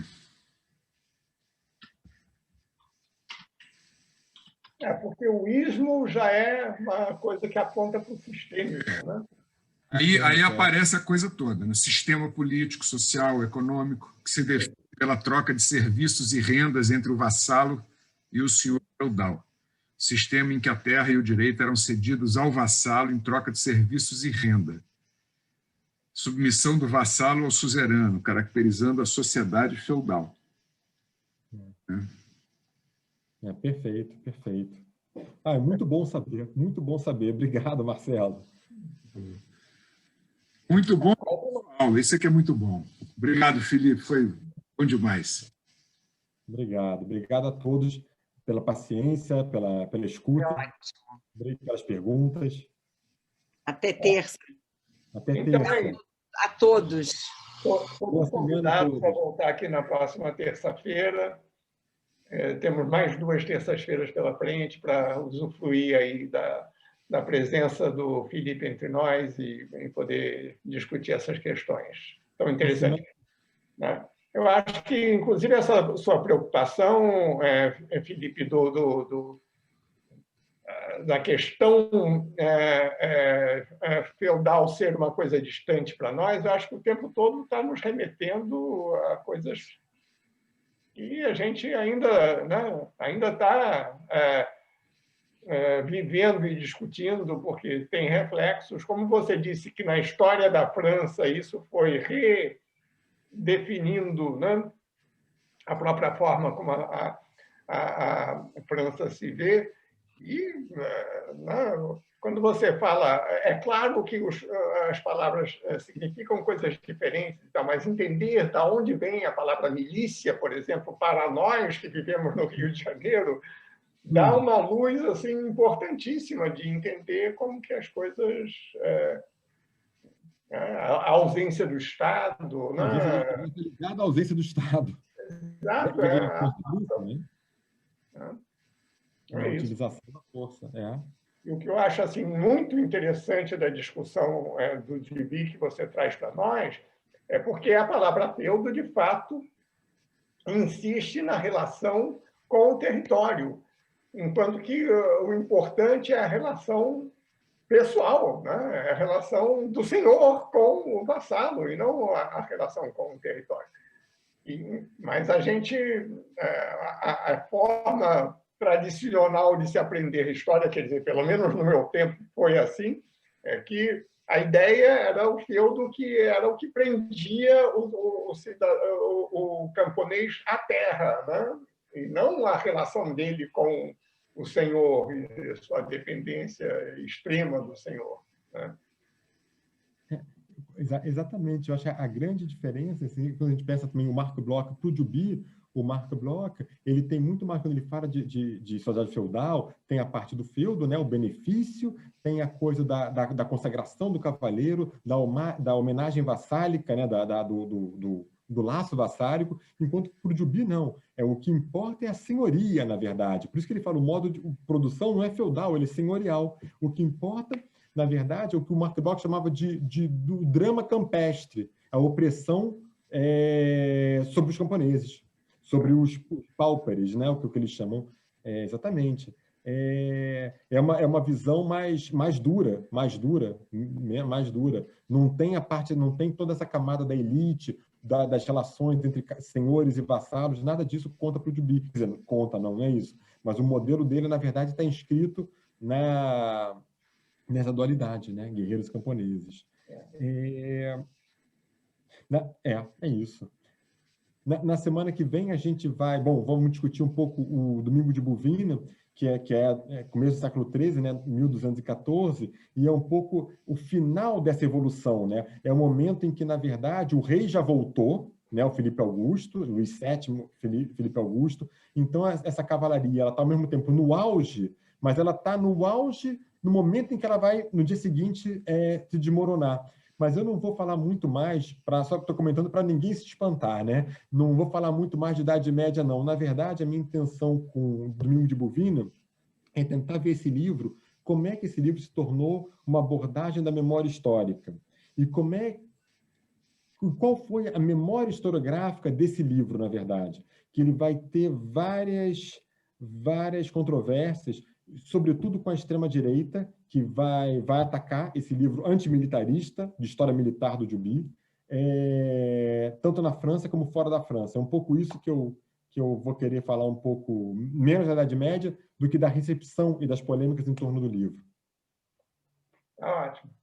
Já dá um gostinho para terça-feira que vem. Obrigado, gente. Obrigado, Felipe. Tchau. Obrigado. Até a próxima. Tchau. Maísa, Antônio, obrigado a todos, Adriano. Um abraço. Até a próxima.